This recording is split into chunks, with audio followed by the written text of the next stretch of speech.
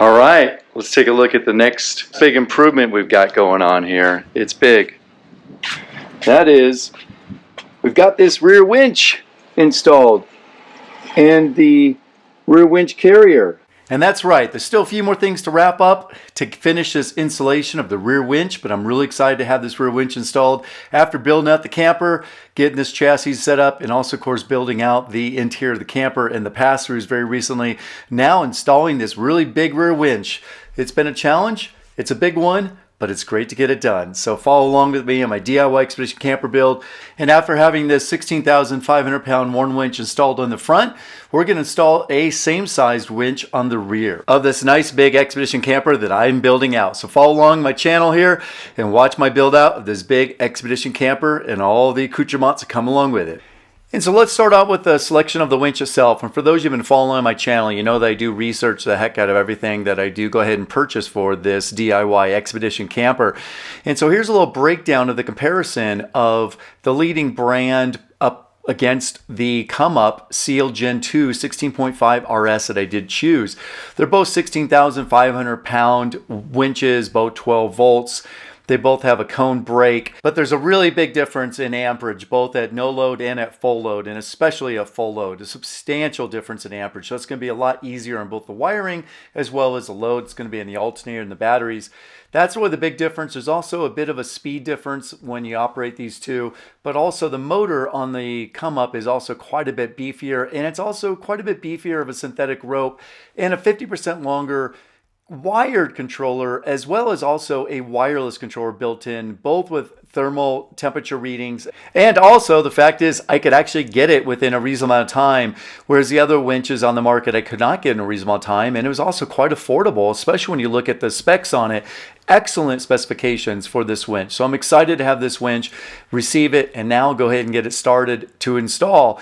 And one of the things I went ahead and did is I purchased the rear winch carrier from EarthCruiser that they've been using in their vehicles for years now. It's well vetted out, it's well proven, it's really well built and constructed, it's strong, and so I'm super excited to be able to have that as my framework to go ahead and get this winch installed and bolt right up into the Mitsubishi Fuso chassis rails. And that's exactly what my friend John and I did after we installed the ComeUp winch into the winch carrier by EarthCruiser, who did say that this winch does fit into their spare tire carrier and they used it before, but it's quite possible that this is a new generation and slightly modified, as it was an ever so slight little trim of the EarthCruiser frame extension where this rear winch bolts up into, which just simply goes ahead and doubles up all the metal back there. So it's super strong and heavily reinforced already for supporting this rear winch, but nonetheless just a tiny little bit of trimming that had to be done. Ready?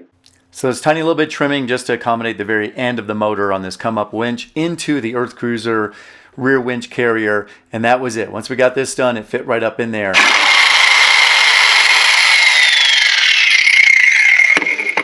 Okay. All right. You think we're ready? Yeah.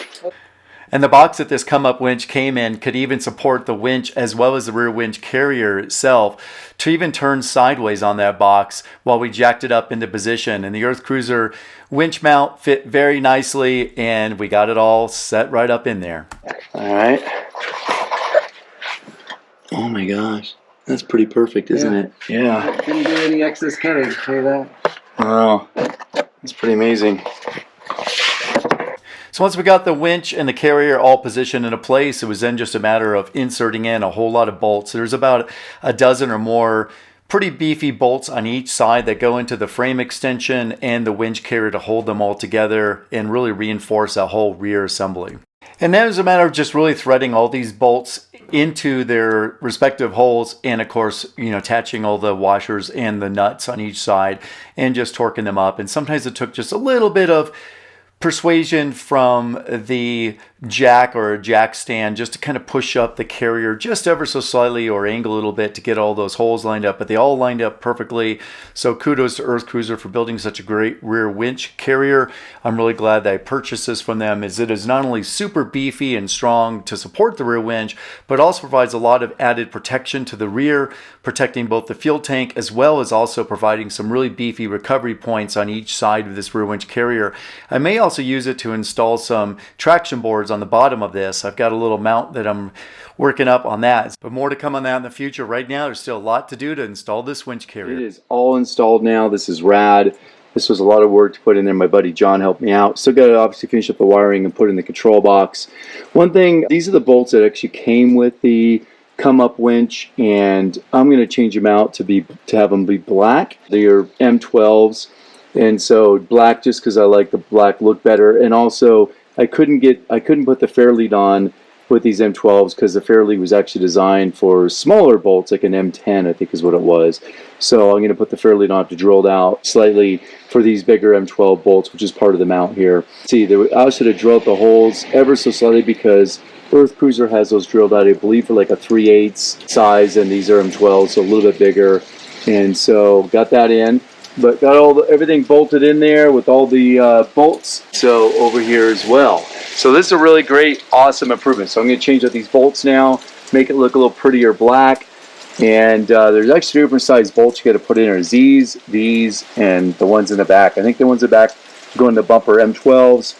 I think these are 3/8, and I think these ones here are 7/16, I believe. So there's three different bolt sizes, but hey, it's in there. And so I'm stoked about this. Let's get these black bolts put in and make this thing look a little prettier. So I got out my micrometer and measured out the exact depth of these holes so I can make sure I got the maximum length bolts that I could possibly fit in there.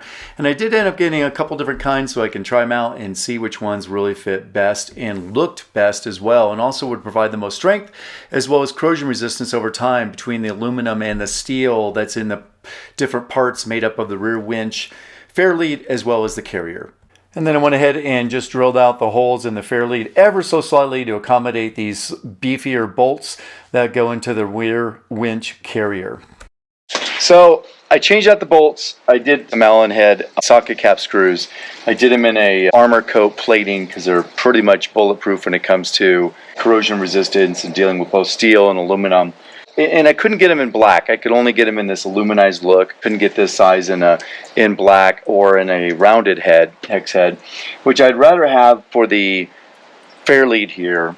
And plus the fairlead adds about another 13 millimeters of thickness, and that allows me to really take these bolts from a 40 mil in length to a 50 mil in length, and that way I can really get full threads in this. And so I haven't added thread locker to any of these yet. I'm going to come back in. I'm going to buy some 50 mil long ones, put some thread locker on them, see if I can get some rounded hex head in 50 mil. But I remember looking before, I couldn't. And I could only get them in this blue armor coat, which is pretty, right? It's pretty, but I'm not so certain that's like quite the look I want to go to. You get this blue versus silver popping through. So I think I'm just going to leave it with the armor coat. It's actually, they're more corrosion resistant than that blue armor coat zinc finish. So anyway, so I'm going to do that, get the string wrapped up. I was thinking too, at these mounts here, these threaded mounts, I could probably build a little bracket, put a nice reverse light here. Over here, the controller fits in perfectly, so I got to get that wired up. Rewire up my reverse beeper and get that wired back up. And then, of course, I can wrap this whole bumper box and start building my spare tire carrier going above this too. So it's all exciting stuff. So keep working on this. Let's keep this moving on. But I'm really excited about this winch here. This is going to be a great winch. It is heavy. It just barely fits with those slight modifications. I'm stoked to have it. It's also really great protection here for the rear fuel tanks. Now that this rear winch and carrier are installed, I actually have to go ahead and wire it up, and it's a little tricky getting there to get to the wiring while it's installed, but nonetheless, it's kind of what I had to do in order to make sure everything fit up before I went ahead and installed the wiring. So let's get that done now. All right, so now that I have the ComeUp winch installed, I'm going to go through a little bit of an initial review of the installation and so forth. So first of all, the cabling, they make it really easy. If you can see up in here, a little hard with the lighting, but they have a white, a yellow, and a blue stud. On the bottom is another one down there. I can't tell what color it is, probably black. But then we have a yellow and a blue and a white cable. Obviously go to corresponding ones. There's a little clip here. It goes into a clip that's right back here, right there. Hard to see that. And of course just a ground wire too that just goes into where the negative is on the bottom here. So I am running down to run the negative in. I'm going to run these other wires, and then I'm going to use these hose clamps that they provide to go around the motor here and lock into these brackets on the back, which will essentially wrap around like that and lock this in, the controller in up against here. At least that's the plan, that's the hope. So I'm working on it. Unfortunately, I do have to undo the hose clamps to get them around the motor here, since it's such a tight fit up against the chassis frame, so I have to undo them to get them around, and it's going to be quite tricky to get up in there. I can barely get a hand up in here from the back side. You see my hand there, but not easy, and of course I can't really see anything from the side here because that's all blocked in. So it's going to be challenging, and of course getting around from the other side will be a challenge as well because it's a long reach and they're too long for my hand. So anyways, that's a quick review. I like how simple the wiring is. The one thing that's a little bit of a bummer is the wiring is only long enough to get in the controller on from one side, but not from the other side. So if you had to mount this controller on the other side of the winch, it is not long enough to go across here, and that is unfortunate. I wish they were just a little bit longer to be able to accommodate that. Fortunately though, however, the controller fits beautifully in here. I'll show you that when it's done, and also it's on the right side. Well, there should be on the left side when looking from the rear, but the correct side for me for the running of the wiring, which will go from this side, the driver's side, all the way up the driver's side to the battery, the starter battery, which is up there. So that's all really good. So anyways, those are some good things.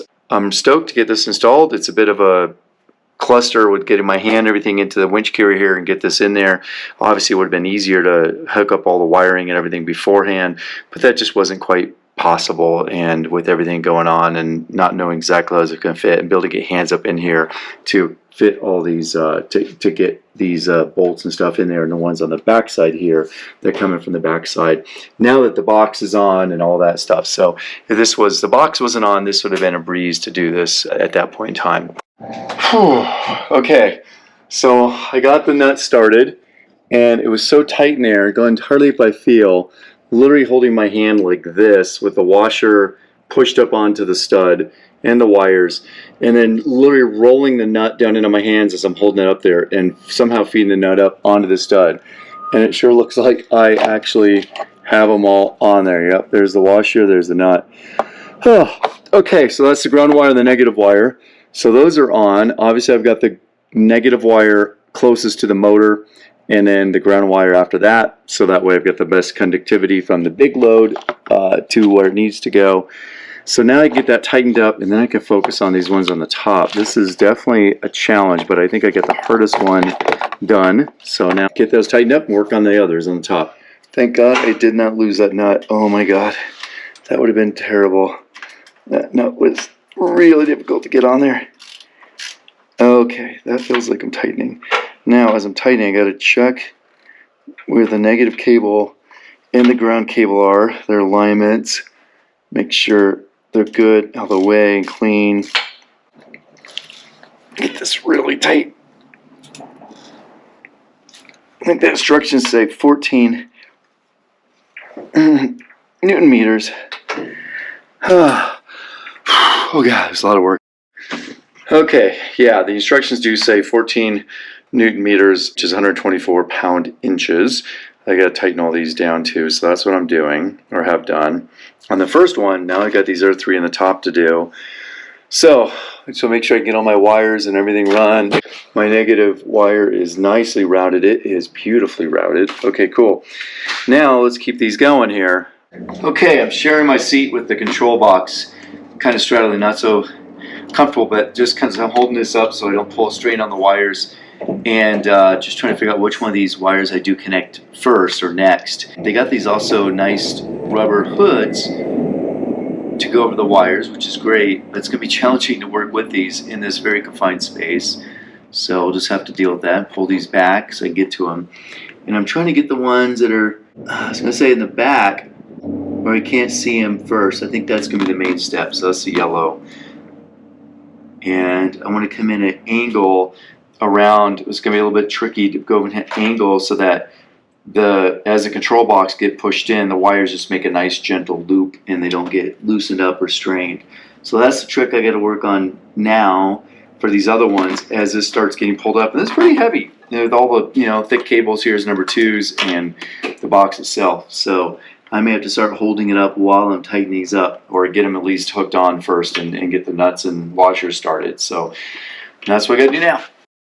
And of course, this would have been easier to do before installing the winch carrier with the winch already pre-installed, but then it would have been really difficult to access the bolts that actually bolt the winch carrier to the frame extension.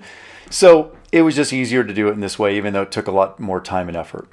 I'm just testing it. It's clicked. Okay, that's good. Now that wire's in. I've got these other wires on, the yellow and the white wire, which also have the rubber boots and caps on. Let me give you a quick tour of that.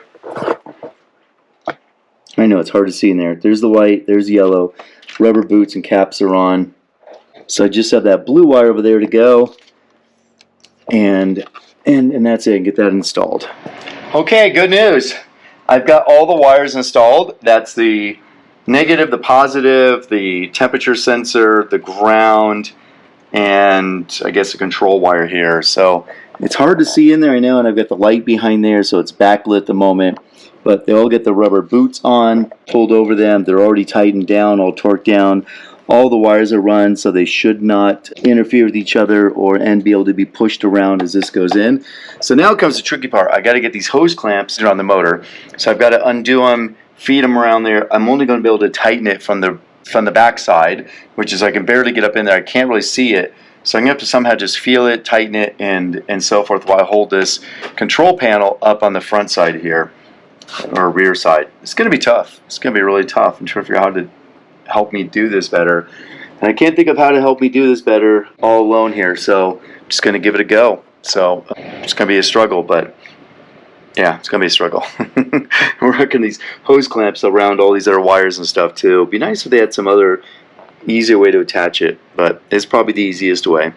Here we go. Okay, I think I have the winch ready to be, or the control box ready to be mounted up now. This is really a challenge in that these two hose clamps that they provide to clamp around this little bracket here behind the wires has to go around all these wires in between these terminals, and you have to make sure you're not, of course, compressing or crimping any of these wires, or getting in between the terminals, and of course knowing exactly what that width is between these clamps and the hose clamps here and these brackets is really a challenge, particularly once it's mounted up into this space and you can't really see it or get a hand in there. So this is going to be an absolute challenge, no doubt. It's been a challenge just to get the hose clamps placed, I think, in the right place. Fortunately, I can get to them from the back side, but not easily. The bummer about this is the hose clamp could easily break off this little tiny temperature control wire. They really should have like some sort of, like the wires coming out, like a protected place away from the hose clamps so that the hose clamps can't pinch them or braid them, especially that temperature control wire, just so tiny. Or of course short between something, which it's not likely, but yeah, it could. I mean, it's got these rubber clamps over it, but that's just over there's still the stud coming through, the nut coming through. The hose clamp could certainly touch on that. That really is a design that could be improved, no doubt. Yeah. I'd probably have a rotating bracket or something that just like slid around a little groove on the motor mount assembly or something like that. But anyways, here we go. I'm going to try to put this on. Let's hope it goes well.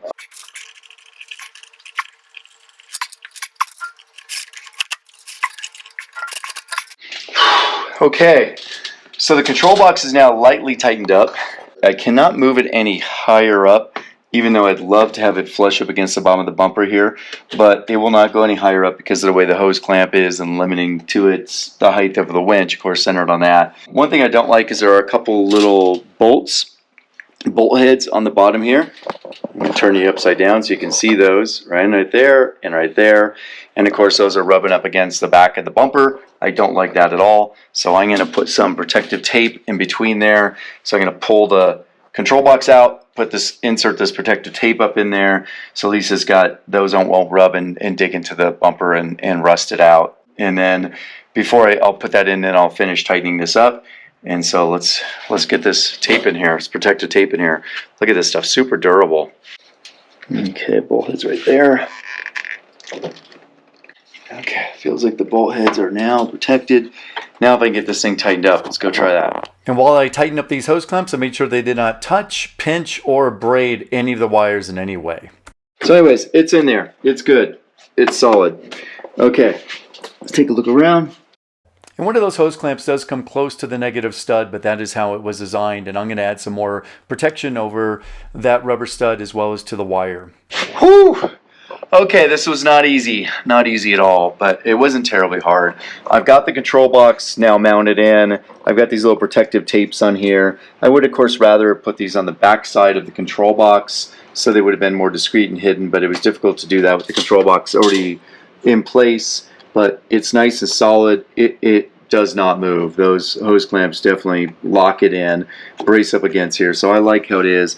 I've really kind of adjusted all the cables back here, so all nicely routed, nice and clean the way they are. They got nice curved bends, nothing's pinching or anything like that. So that's all good. I may just go ahead and add like a little bit of some sheathing on these group of wires here just to make sure that they're protected against anything they rub against. But it's in place. I'm stoked about that. So the winch is installed.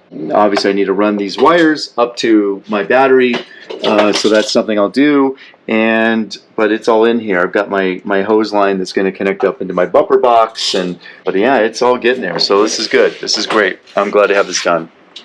Really good. Yes. And while there's a little bit of gymnastics in my hand and the cables and stuff routed up inside the winch carrier with the winch installed, as well as of course with the camper box already installed, this is what I had to do due to the late coming of this winch to me. But I'm so excited to have this ComeUp winch and this rear winch carrier already installed. It's a great winch choice. I'm really excited to try it out, and I'll show you in a future video just how great it's going to work. And I'll also update these bolts as well and show you the updated bolts as they get installed.